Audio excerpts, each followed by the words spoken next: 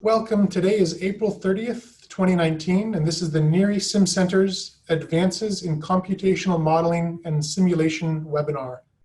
Today we are introducing the SimCenter's performance-based engineering application, a cloud-enabled desktop application that provides estimates of decision variables to help quantify the performance of a building.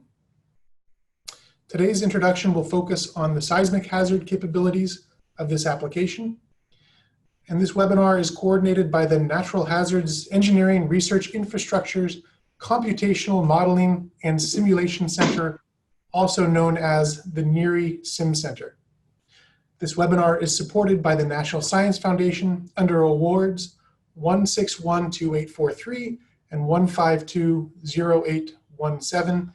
Any statements in this webinar are those of the presenter and do not necessarily represent the views of the National Science Foundation. Speaking of our presenter, we are joined by Adam Jarnotzai, a SimCenter postdoctoral researcher at Stanford University, where he is implementing tools for uncertainty quantification and performance-based engineering for natural hazards.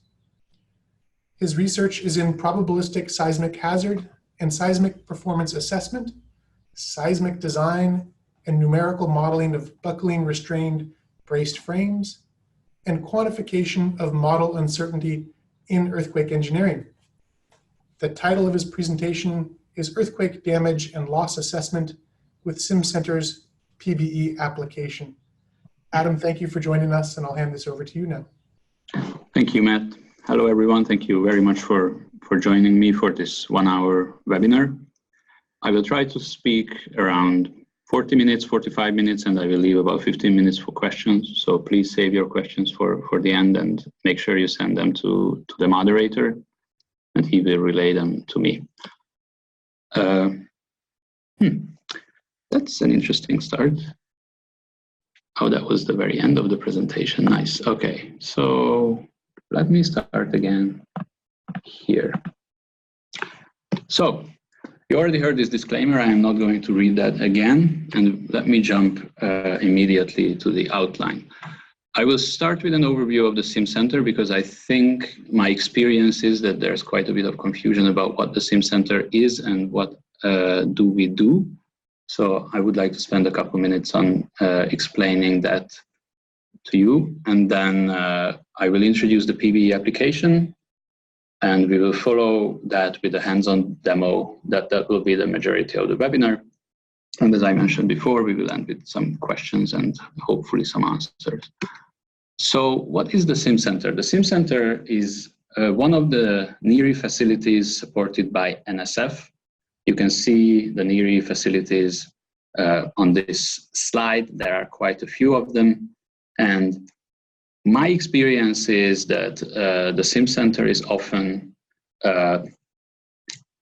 confused with design safe. So I would like to state that very clearly, that SimCenter is not design safe. It's not part of design safe, but rather a similar facility like design safe, and we are working with design safe to help the research community. Design safe provides the cyber infrastructure, and we are providing the workflows that use that cyber infrastructure and give you interesting results to complex calculations and to solve complex problems.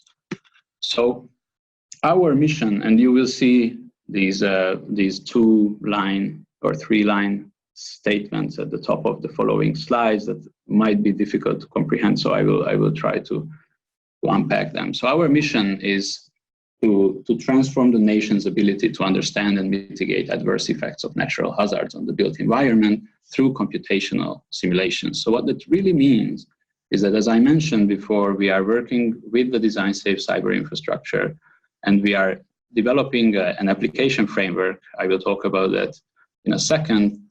And we are providing you access to that framework and the workflows that we build from that framework through research applications. You can see that here. So these 4 are our research applications, and one of them is PBE that I am going to talk about today. And PBE is really just a facade, a front end that provides you access to this workflow that we built and provides you this potential to run complex simulations on high-performance computing clusters in the cloud. And besides these applications, we have some other tools that we develop, as I will show you later. But the main purpose of our existence is to create these applications and make it easy for the research community run complex calculations at supercomputers. These are the three main products that we develop. I call them products, but that doesn't mean that they cost money. So these are all free. Application framework, as I mentioned, is the most important thing that we are working on. And we have this jigsaw here because we imagine this application framework as a system of interconnected applications that can kind of talk to each other through the interfaces that we develop between them. And this allows you to design various workflows in a very modular fashion. So if we put together a workflow and there is an application that you don't like, you can create your own jigsaw piece and you plug it in there, say for response estimation. We use OpenSeas now, but if you don't like OpenSeas, you want to use something else, you can wrap it in your own code and plug it in there. And then you can keep working in a familiar environment and have access to all the other tools that are available in our framework. And besides these applications, we also pay a lot of attention to the data that supports them and making sure that you can connect to those databases that are available for the research community. And uncertainty quantification is in every step. So this is it in a nutshell. And when we have such an application framework, we can create various workflows. And one of our most ambitious undertaking is the regional hazard workflow, which if you look at today's presentation, you might get the impression that this is actually a regional earthquake workflow, but that's only because at the moment, this is where we are. We have a seismic performance assessment ready, but that doesn't mean that we are going to stop here. So we make steady progress, and by the end of the year, we want to have a regional workflow for hurricanes and hurricane-related damage as well.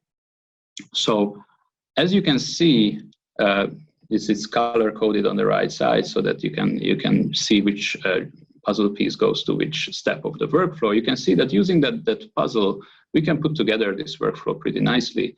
And then this would allow you to do all those regional hazard and damage and loss assessments. But the problem is that this is still fairly difficult to use because it would be an interconnected network of applications. So here comes the third thing that we develop are these desktop applications. And one of them is PBE here, which what really does is it takes a piece of the workflow out. So you can see that it's kind of this middle piece, and then it makes it much easier for you to access it and use it and get used to it. And then once you get familiar with it, you can probably leave the user interface and the desktop application behind and start using the full workflow. But this is a very nice learning process, and it allows you to get familiar with what we are doing and how these applications and workflows are designed. So just to give you an example of what applications and what different puzzle pieces can go together, here is an earthquake simulation workflow with 3 different types of fidelity. So in one case, you can think about Hazus-style loss assessment and the corresponding very simple modeling of the structural response. And if you don't like that, you can simply switch this piece, and you can have a high fidelity model and a FEMA P58 style, more detailed loss assessment. Similarly, on the hazard side, you can start with a seismic hazard analysis, but you can also have a physics-based seismic wave propagation calculation, and then you have the ground motions from there. So this one is a probabilistic procedure based on historical data, and this one is more physics-based, based on the understanding of the soil conditions around the site. And we could continue with different other options. So this is how we imagine having multiple choices available for the researchers so that they can, or you can, put together the workflow that fits your needs and your particular objectives. And whatever you put together, we pay very much attention to make sure that you can run it locally so that you don't necessarily have to share your early results or your first pieces of code or new developments. But then you can also run it in the cloud through DesignSafe without making any changes to your code or your input files. So once it runs locally, it will run on DesignSafe too. And we think this is quite powerful. One example, or two examples actually, of the workflows that we put together and the potential that is already there are demonstrated by the test beds that we have. We have one test bed for the San Francisco Bay Area. You can see an example here with the expected damage from a magnitude 7 earthquake at the Hayward Fault.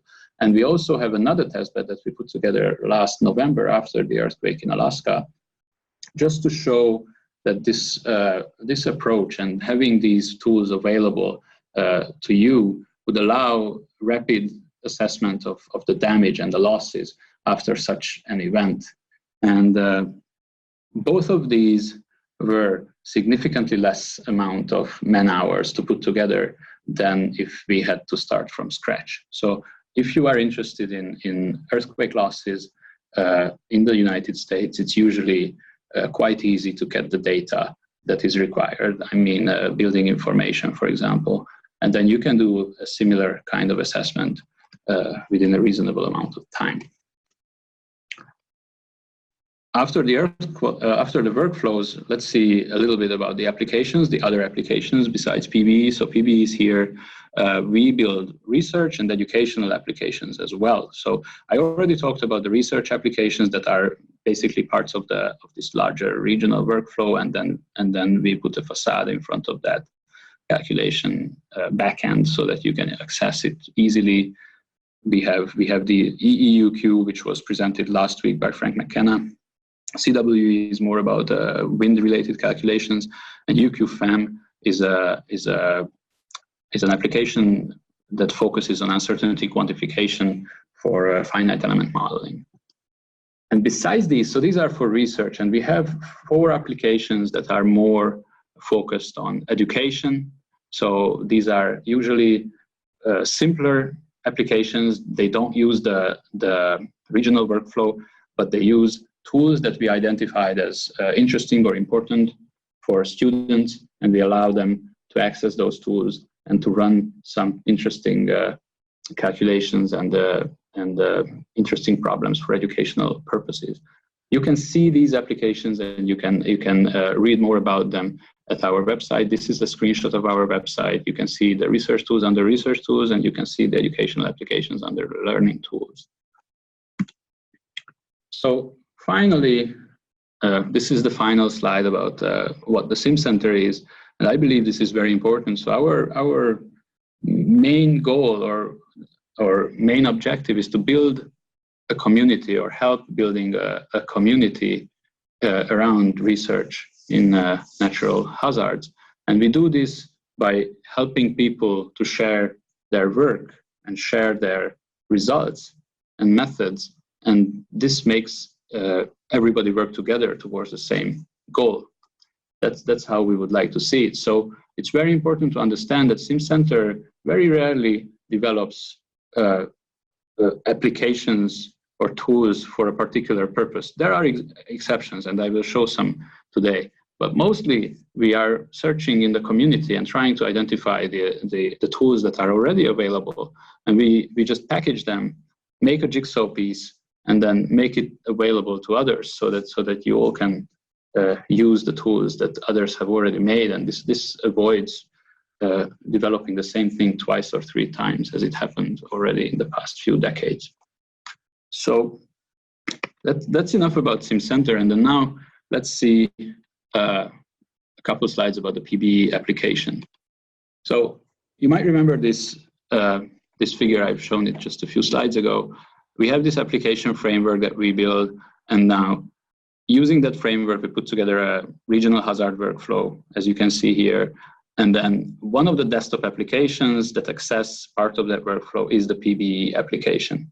So one limitation here that you can immediately see is that it will not be able to do performance-based engineering at a regional level. So what we are looking at is an application that will assess or help you assess the performance of a building. If you want to go beyond a single building, you will have to use our regional hazard workflow. If you are interested in that, you will find more information about that at the website. But it's important to know that even that workflow uses the same backend for the performance assessment as the PBE application. So if you get familiar with the backend and if you get familiar with the performance assessment in the PBE application, it will be much easier to use our regional workflow later. So here are a few details about the application.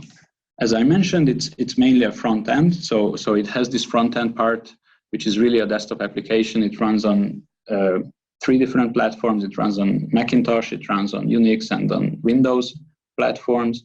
And it provides this convenient user interface to this part of the workflow, this script of the workflow. And you might notice that everything except this red part is actually something you already heard about if you were there last week at the EEUQ webinar, because this is just a response estimation considering uncertainty in the event and uncertainty about the characteristics of the building. So that is covered by EEUQ. And then what PBE does is it extends the EEUQ backend so that you can assess the losses given the response of the building to a seismic event. And the desktop application part, so what you will see in today's webinar is a front end that prepares an input file for this backend that does the calculation. Now, one consequence of this is that once you are very familiar with how that input file looks like, you will be able to create that input file yourself using your own, I don't know, MATLAB code or a Python code or whatever you use for your own research. And then you will not need the desktop application part, and you can use the backend independently. So what we envision is that we provide you options to grow beyond being a simple user who just clicks through this application. But we really recommend to start clicking through, and then you will see how it works, and then you will feel when you are ready to run the workflow, the backend, without the user interface, if that's what you like to do. The damage and loss assessment, that's also important to note before we go into the details, is performed using a Python library. We call it Pelican, and you can find it on GitHub. I will also show it a little bit later. And this is a Python library that is free to use, and it allows you to perform this damage and loss assessment based on building response using either FEMA P58 methodology or the HASUS methodology at the moment. This is the core calculation engine right now behind PBE, but with everything else, even with loss assessment, we try to be modular. So if we find an application that is free and that works on every platform, we are very happy to include it in the PBE tool as another option besides Pelican. So we don't want to be exclusive here, but we have yet to find any application that would fulfill that purpose. Finally, the workflow is meant to be hazard agnostic. So we start with earthquakes, that's what's available now, but we are working hard on making hurricane wind caused damage and losses available in the PBE app. And that would mean that you will be able to calculate such losses for a single building using the PBE application, and then once you learn how that works, you can go to the regional level and you can calculate hurricane losses there as well. And then in 2021, we plan to have storm surge and tsunami as well. So we are quite ambitious with our plans, and we hope that this will allow people to see the synergies between between the performance assessment for different hazards, and possibly, hopefully, share their experience between these disciplines and be able to learn from each other.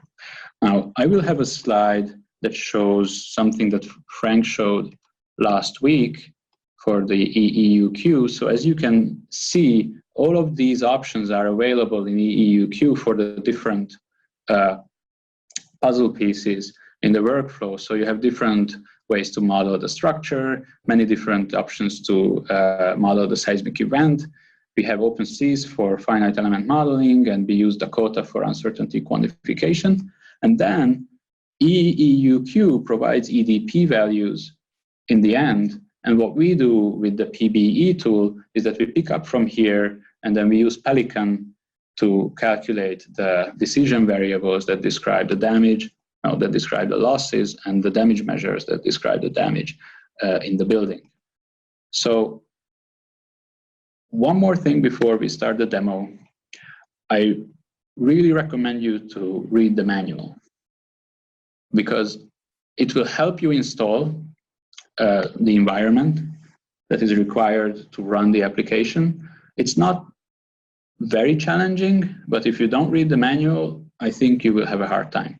So it walks you through it, and then it will explain the usage of the tool, every single panel, every single field that you can use to define your problem. And it also has some troubleshooting parts where we try to find and help try to identify the typical errors and help you to solve those problems. And if you cannot find a solution for your problem and you are experiencing errors, that could very well be because there are bugs in the software. It would be a lie if I told you that it's a perfect tool. Of course, we have certain issues, and we would be very happy if you told us if you experience problems, because that helps us correct those problems and helps us go and move forward. So please give us feedback if you experience trouble. Okay, so now comes the demo. I will start with showing you our website. So you can see this is simcenter.designsafeci.org, and I will show you how to get the application. I'm not going to wait for the download and do all that stuff, but just to show you that you go here, Research Tools, PBE Application, and then you have a download link here. So you click on that, and this is a data depot. And here you can see different versions, but don't click on those. We will always find the latest versions listed here. This is for Macintosh and this is for Windows. So you just download these files and extract them, and then you can run the application from there.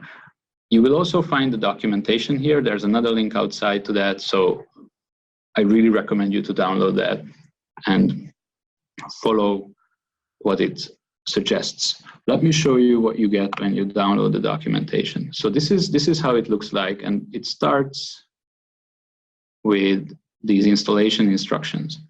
And so if you are planning to run your work at a remote supercomputer, you don't need to install a lot of things. All you need is Python on your computer. But if you want to run the calculations locally, you will also need to install a couple of other tools like OpenSeas for the finite element calculations, and Dakota for uncertainty quantification. And we explain how to do that here. We also give you suggestions on how to test your installations. So everything you need to install, you can test, and if the tests don't work, then we can help you to find the problem. So you see, you run these tests, and then you have the application ready and it should work. And then we also explain how you can test the application itself. So you install the environment, you have Dakota, you have OpenSeas, you have all those stuff. And then how can you make sure that you will be able to do a calculation with this PBE application? And I will start with running that test here, because it's just very quick and it will allow me to walk you through the interface. And then we will gradually advance to more complex examples from there. So I have just started this application. This is how it will look like for you. And seeing the interface doesn't mean that you will be able to do a proper calculation with it. So don't be fooled by that, because as I mentioned, this is just a facade. It will create an input file. It will give it to the workflow backend. And then if there is a problem with one of your tools that we use, so say you don't install OpenSeas correctly, then it will only realize that when it tries to run the finite element analysis, right? So seeing this doesn't mean that everything is going to be okay. Now, as we explain here, you don't need to set a lot of things to put together an analysis really quickly. So as you will see, we only need to change a few fields, and then we will be able to run a calculation. So what we do here is we give it a name. This is not necessary, but just it's good practice. And then we give it a location. I will use Stanford. And I think it's, yeah. So pay attention to the units here. We will keep the US units for now. And then in the second tab, we could set up a model. We could set up various kinds of models, but we will leave it as it is, and this will give us a nice single degree of freedom system. So we don't need to touch that. And then for the event, instead of loading a ground motion or doing seismic hazard assessment, we just use a stochastic ground motion tool that will generate a time history for us.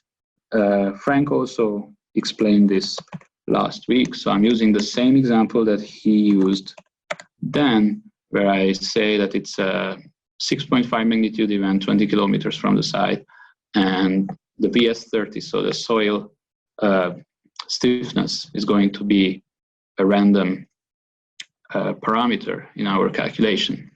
So this is it. We have an event, and then here we could set some parameters for the analysis, but we are not going to do that now. And we use Latin hypercube sampling. So this is the uncertainty quantification tab. Latin hypercube sampling, 10 samples. And as you can see, it already picked up our random parameter VS30. And I am also following Frank here from last week. So I'm adding a 350 for the mean and 25 for standard deviation of the VS30 normal distribution. It doesn't really matter because we are just running a test now. And for the damage and loss, we are not going to use the FEMA P58 now because it's more complicated. We are using Hazus, and we are reducing the number of realizations so that it runs quickly, and just make sure that we provide some data here. So we say it's a residential building with 10 people, and we give it a value of $1 million, right? That's a million. And we say that it will take 500 days to repair. All right, that's all you need. And we should be able to run this right now. So we just set up a single degree of freedom system with a stochastic ground motion, VS30 being uncertain, and a Hazus style assessment so that we assess the damage and the losses in the whole building with assembly-based fragilities and consequences. What you do now is that you click run, and this will be populated automatically. So this one is your is the folder where you put PBE. I just put it in the PBE webinar now. And this one is in your documents folder on your computer. And I will replace this now. You shouldn't do that. I will replace it because I want to show you some of the results, and I want to make sure that they are going to be available. So if you specify a workdir here, it will put all the temporary files in that directory. So I just put it in the same folder where my PBE application is. And then you click submit, and you can see that it's running the workflow up here. You will always get these messages to know what is happening. And now it's running the damage and loss calculations. And if all goes well, then you see the results. The results are at this RES tab, and there are two tabs within there. The data values, which plots you some of the data. I will go into more details in a second. And the summary that provides you, let me pull this a little bit, that provides you some statistics. So it gives you the mean, the standard deviation, and then a couple of percentiles, so that you have a general understanding of the marginal distributions of the different decision variables and some of the inputs here. So these are, for example, the time of the event. So not all of these things are decision variables. But for Hazus, you see you have 4 different severities of injury. You have a reconstruction time, a reconstruction cost, and the number of inhabitants. And then you see how they are distributed in this particular meaningless example, because this was just a test, right? For the visualized part, we have a spreadsheet here. Each row is a realization. So you see we have, in this case, 1,000 realizations, and it shows each of those decision variables and inputs. And you can plot them against each other. So you can see the joint distribution. For example, we can plot, let's say, reconstruction cost and reconstruction time.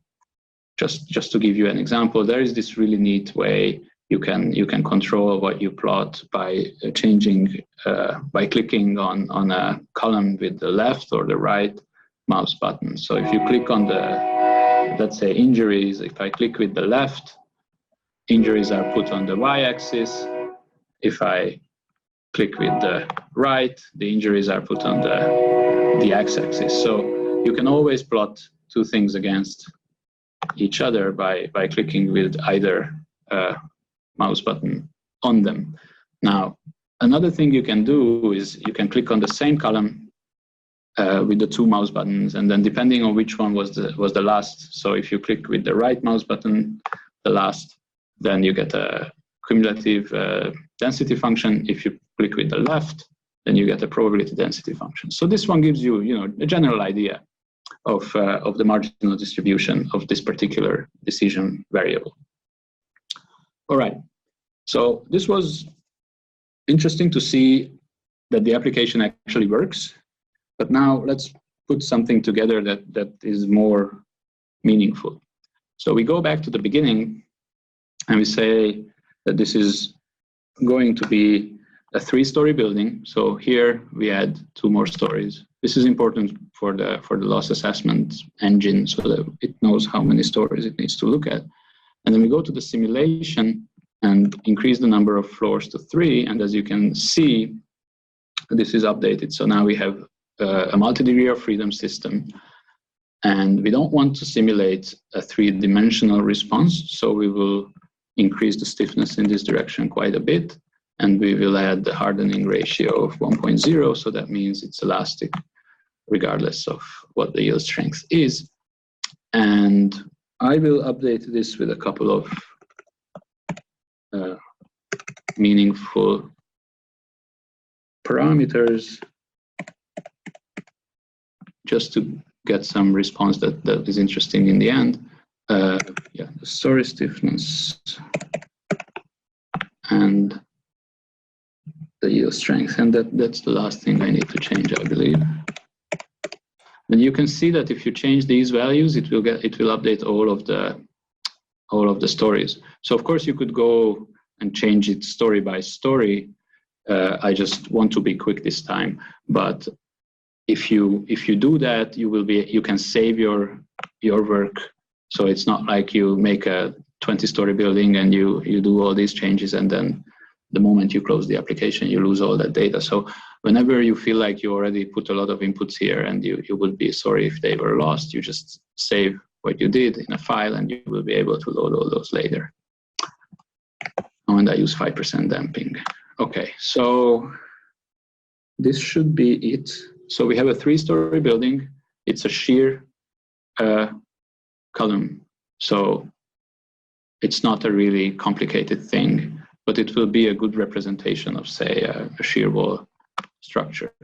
So we have stochastic ground motion now, but we would like to change this just so that you see something else. We use a peer, multiple peer option, which means that you can use peer format, ground motions defined in a peer format. I will add 3 of them now.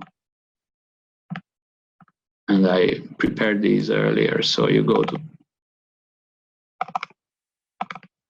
oh no, not here, that's coming. So we have events, and then I prepared a couple of ground motions that represent a 10% in 50-year event at Stanford, and I will load 3 of them now.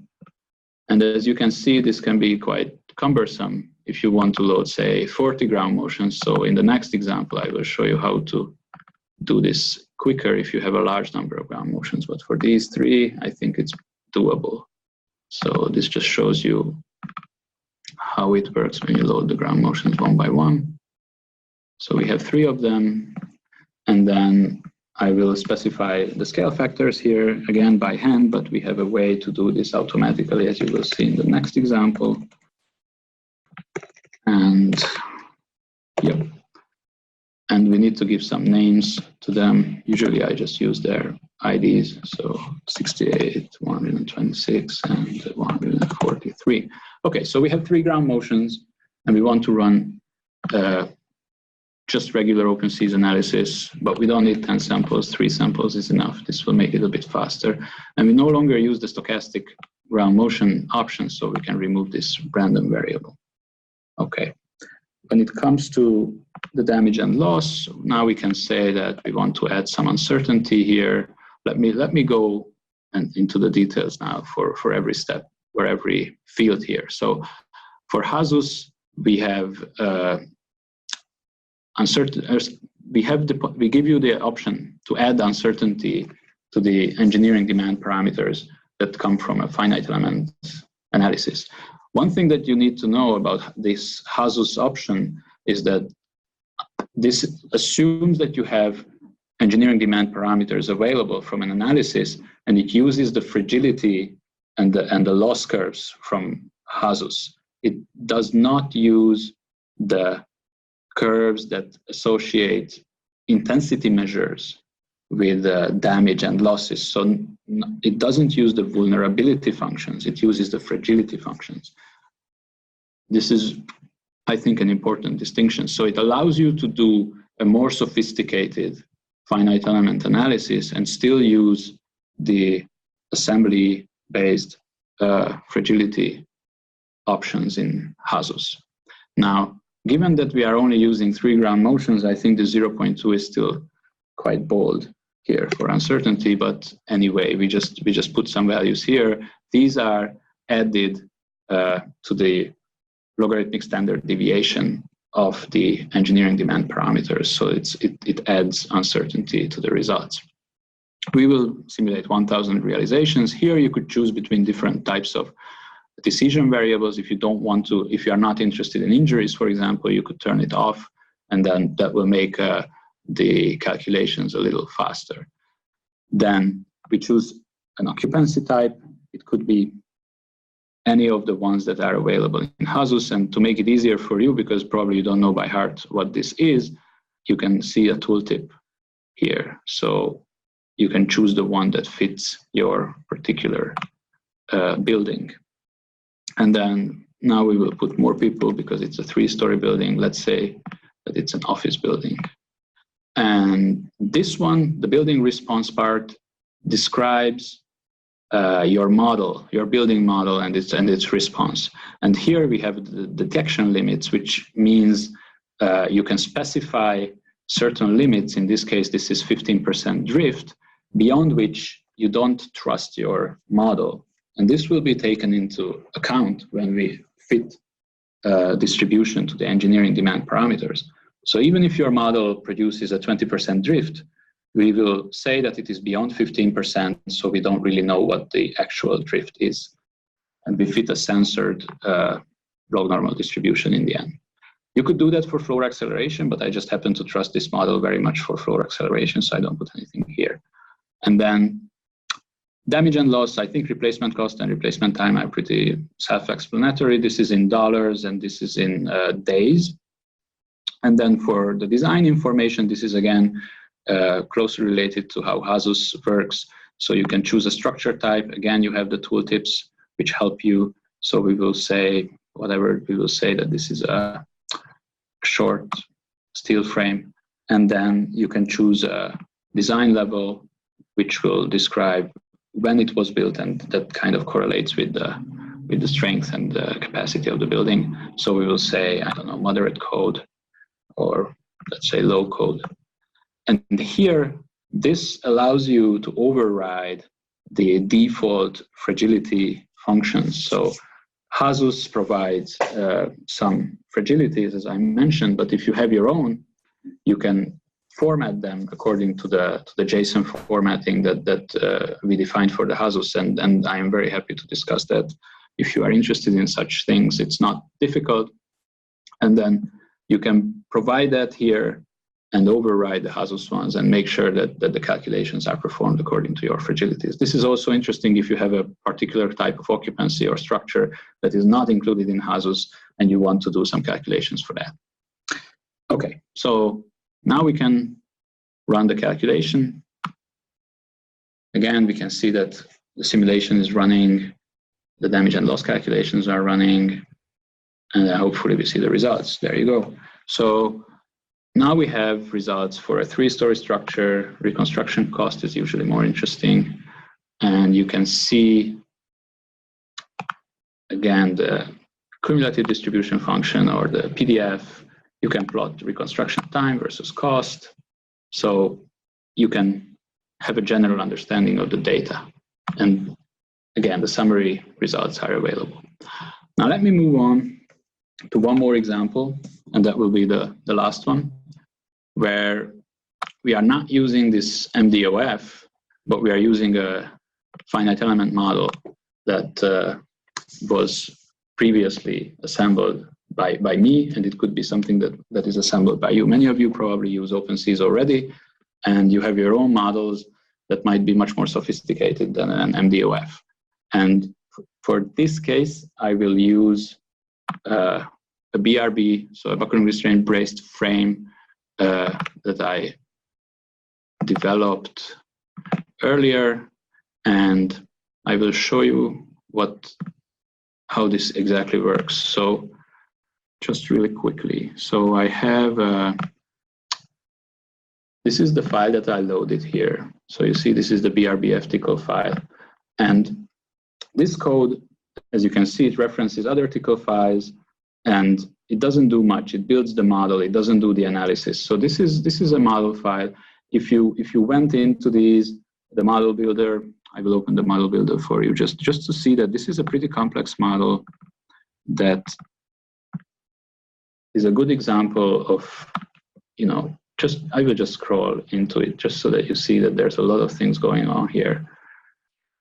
So this allows you, and this demonstrates that you can load anything here that is defined in OpenSeas and that will run properly in OpenSeas. So if you have your own model, but you have not developed a loss assessment tool that could estimate the damage and the losses to that particular building that you modeled, you can use our tool to load your model, do the analysis that you have been doing, and then extend it with a loss assessment step.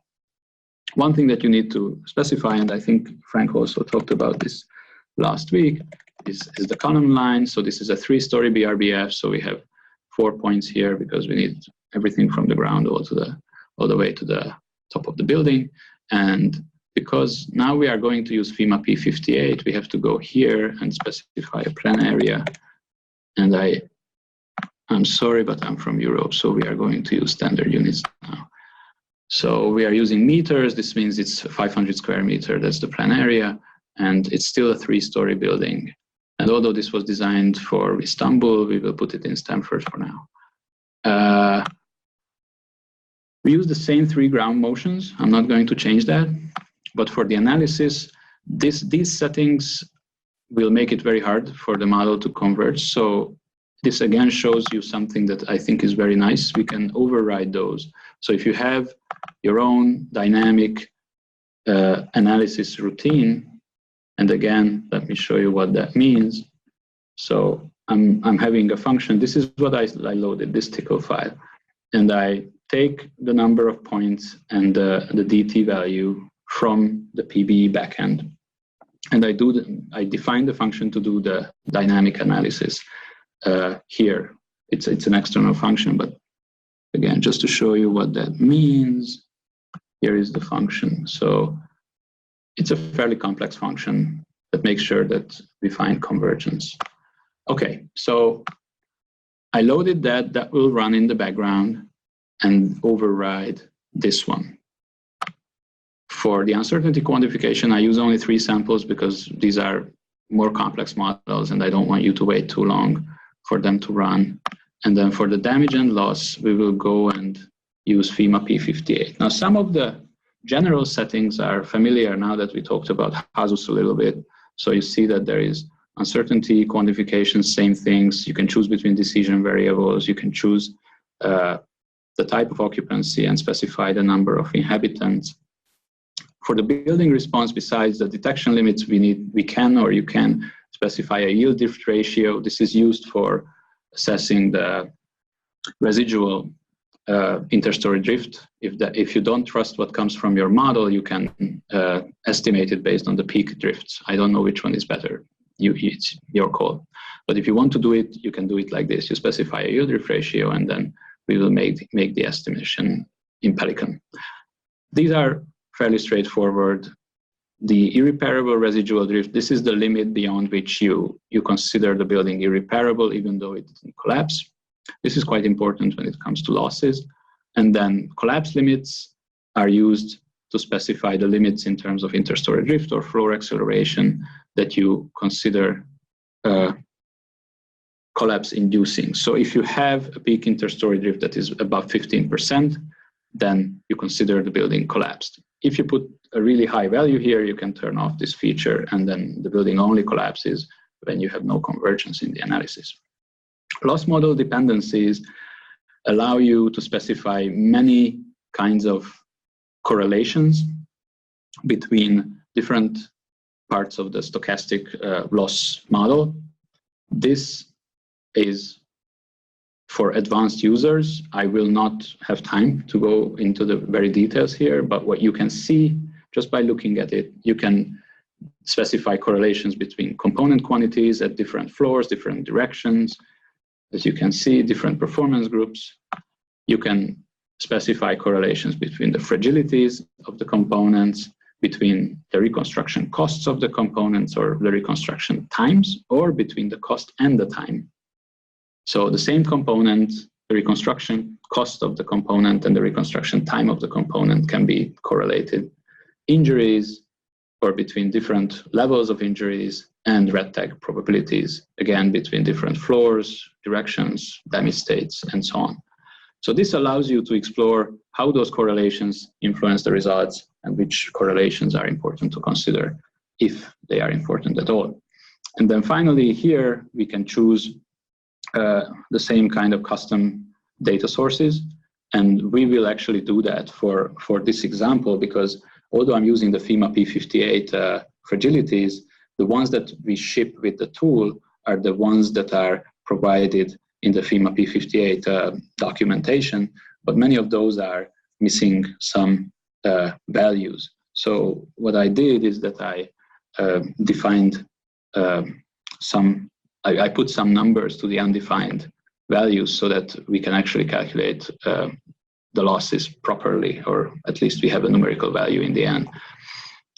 I will load an input file in a second, and then it will populate all these fields so that we don't take too much time there. But let's see the 2 other tabs before we move on. So there is a components tab, because this was only general settings. The components tab is where you specify the different components of the building. Now, by clicking the add button, you can add the new component, and you see that there are a couple of different pieces of information that you will need to put in here. Let me load the input file, and then we will see how this looks like. So this is how you would load a file that you saved before. Yeah, so this is how it looks like. Let me enlarge this a bit. Okay, so you see that we have different components for the building. This is the ID that is given to them in FEMA P58. These are the quantities on each floor. So the quantities are expressed in the unit that is provided or specified in FEMA P58. So this means we have 42 bolted shear tab connections on each of the 3 floors. This allows us to give some coefficient of variation. So if we want to have uncertainty in these quantities, it is possible with this distribution. And then these directions allow us to specify how many groups do we want to distribute these quantities to, and which direction each group corresponds to. So which EDP will decide the damage to this group. Now, there are a lot of directions here because I wanted to be very granular with these quantities, but if you look at, for example, this one, we have curtain walls, and I only have a 0 and a 1, so that means half of them, or 77% to be exact, because the weights describe that. So 77% will be in direction 0, and 23% will be in direction 1, and that's it. And you can see that you can specify if it's a structural component or a non-structural component. All right, so that's about the components. And then collapse modes, that's the final thing. We have complete collapse and partial collapse here with a probability. Of course, this has to be collectively exhaustive and mutually exclusive. And then we have an affected area. This means what proportion of the people in the building would die or get injured if the building collapses with a complete collapse, and the same thing for partial collapse. And this describes how many of them gets injured and how many of them dies. All right, so you could add a lot of additional collapse modes if you wanted to. And here you can see that we populated this with the fragility data folder, just to give you an idea how that looks like. So I have a folder here, and I see that probably you can see it now. So we are in this fragility data folder that I specified in the custom data sources. And I have these JSON files, and each JSON file describes one component's fragility and consequence functions. These are JSON formats that we defined so that they can support both the HASUS style fragility calculation and the FEMA P58 style calculation. And just to give you an example of how one of those looks like, here is one for the buckling restraint brace. You can see that it is quite human readable, and it explains, it contains the same data that is available in PACT or SP3 or FEMA P58, because everybody uses the same things. All right, so now we have everything defined. Let me just make sure that I did not miss any of the important details. Okay, so let's run this locally. And I see that I only have 4 minutes until the hour. I'm sorry about that. If this runs, the last thing I will show you, and then I will open this up for questions, is that the same thing can be run with minimal effort through design safe.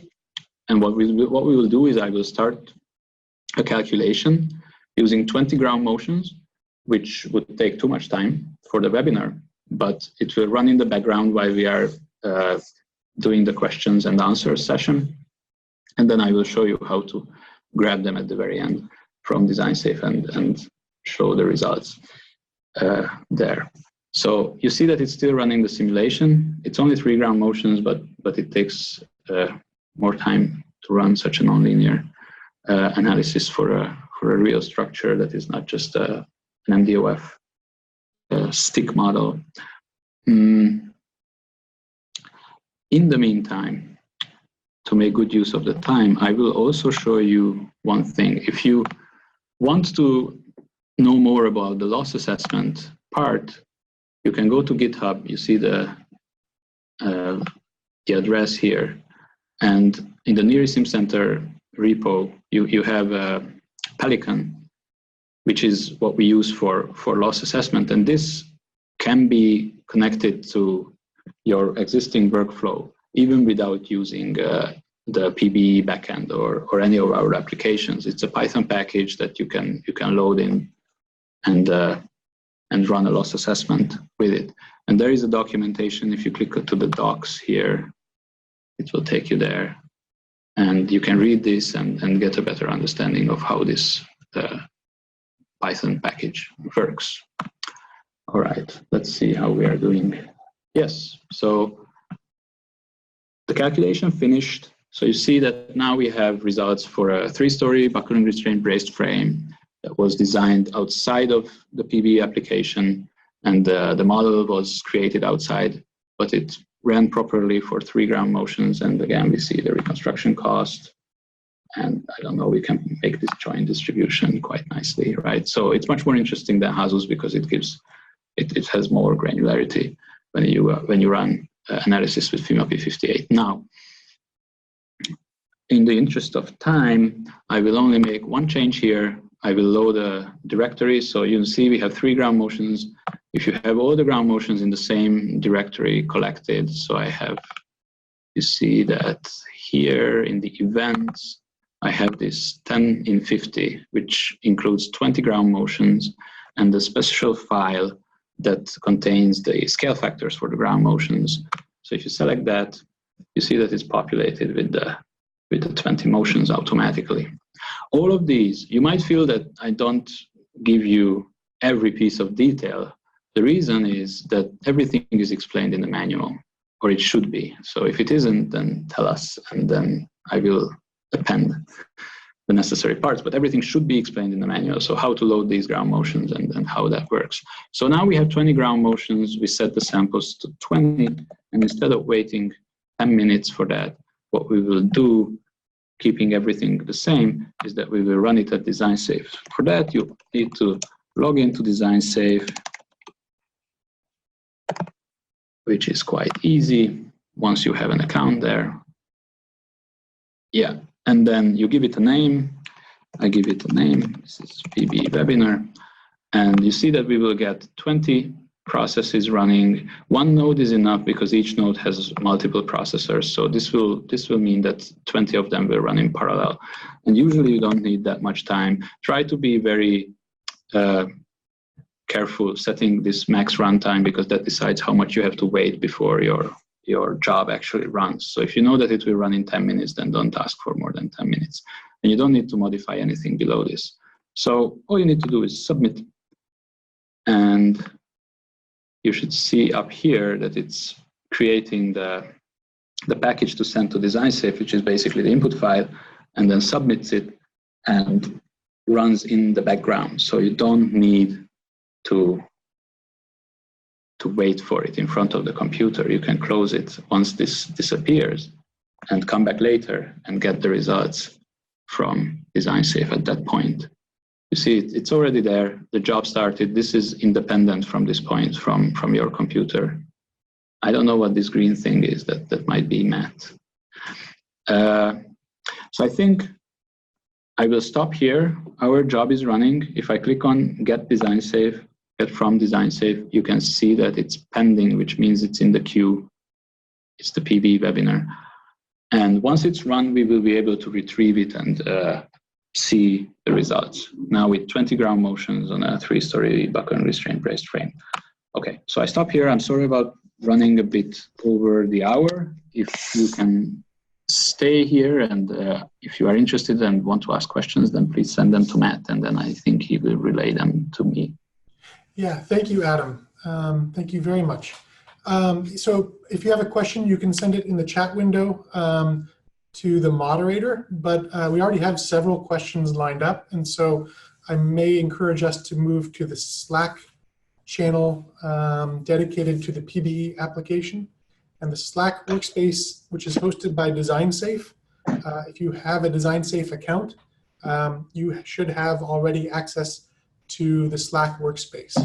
And you can search for the PBE applications channel. And we'll provide a link maybe in the chat window as well. But I know we're over time, Adam, but maybe there are just a couple of questions we could answer briefly before we conclude. And the first question is, I guess people are impressed with your PhD work. Is there an example, or the example model that you demoed, is that available to the community, or does it come packaged with the PBE application? No, it doesn't come packaged with the application at the moment. If people are interested in this, like if I get a lot of feedback that people want to use this, I think we can probably package it with the application. But at the moment, it's available at my GitHub site or GitHub repo. So if you go to my place, I don't know, I think I can just so you go to GitHub, and basically you have to know my name, which is usually not easy, but you just put my name here, and it's right there. You can, oh, you see, it doesn't find me.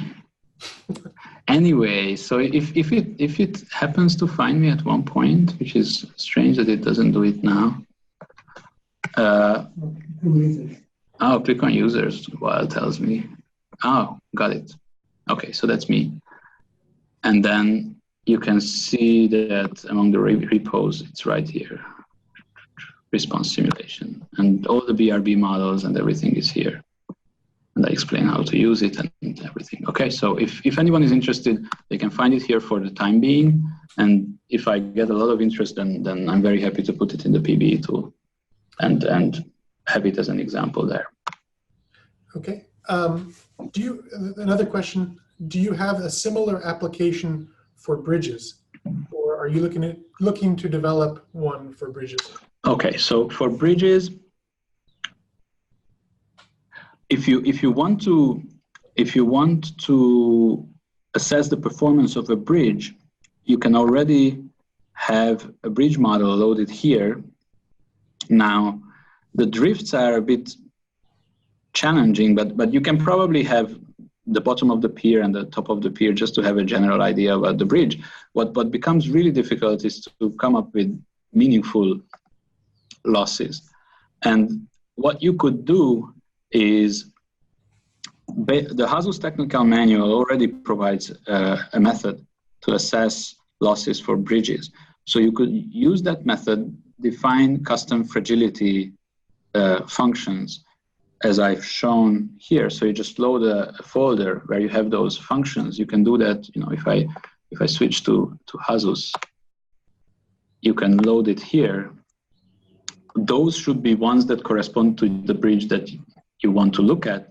And then from that point on, Pelican doesn't really care if it's a bridge or a building. So if you have a proper finite element model and you have EDPs available, and then you have your own loss functions, then the workflow will work nicely for that, I guess.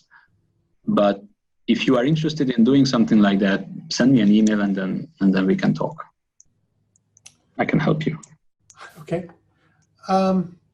Is the application flexible to any choice of seismic intensity measure? For example, a function of spectral accelerations at different periods. So I guess this goes back to the fragilities that are available for the damage and loss.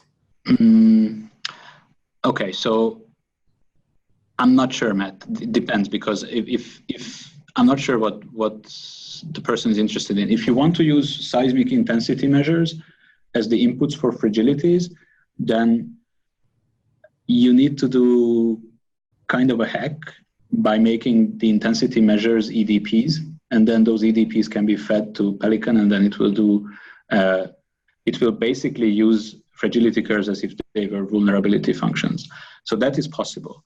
If you are asking about intensity measures for the event, then there when you use ground motions that are previously selected, of course, you can use any kind of intensity measures to do that. So that's not that interesting. But when you use a hazard-based event, for example, here we come up with a response spectrum and then do the record selection based on the spectrum. So if it's spectral accelerations that you're after, I think we can say that those are supported. If you are interested in more exotic intensity measures, such as SA average, for example, or duration, those are not yet supported, but we are very interested in those and we would like to get them in as soon as possible if there is an interest from the research community. I think that's what I can say about that. Similarly, or I can give you a similar thing about for the losses. If there's an interest from a lot of people to have vulnerability functions available, so not only fragility, so go from intensity measures straight to damage and losses, I'm very happy to change the interface and make it available here. And then you don't need to do any kind of hacking in the future. Okay. And another question, do you have ready functions in the model? Impeding factors and repair? I know. Not yet. Okay. This is a feature that we planned for the end of the summer. And I think I can say that we are working with the folks at ERAP to make sure that we implement it properly. I'm not sure it's going to be available by the end of the summer, but I think both parties are interested in this collaboration. So we will see when it gets done. We don't want to implement the old version that is 4 years old or something, but we are trying to work towards the newer one, but it's uncertain when this is going to get done. Let's just leave it at that. Okay. Well, there are lots of other questions. I think I'll post those in the Slack workspace, the channels, the applications channel in the Slack workspace in order to kind of wrap up. I know we're over time. But, okay. And so we're at the conclusion of today's SimCenter webinar. On behalf of the attendees, thank you, Dr. Charnotsai, for taking the time to introduce the PBE Applications features and to answer our questions. To the attendees, thank you for your interests and your questions. If you have more questions, go to the Slack workspace hosted by DesignSafe and join the PBE Applications channel. You can ask more questions there. And again, I'll post the questions that we ran out of time to answer this afternoon. Matt? Check the SimCenter's website at simcenter.designsafe-ci.org, where you can sign up to join the SimCenter's community newsletter, find out about upcoming webinars, events, and product releases. Thank you for attending today's webinar.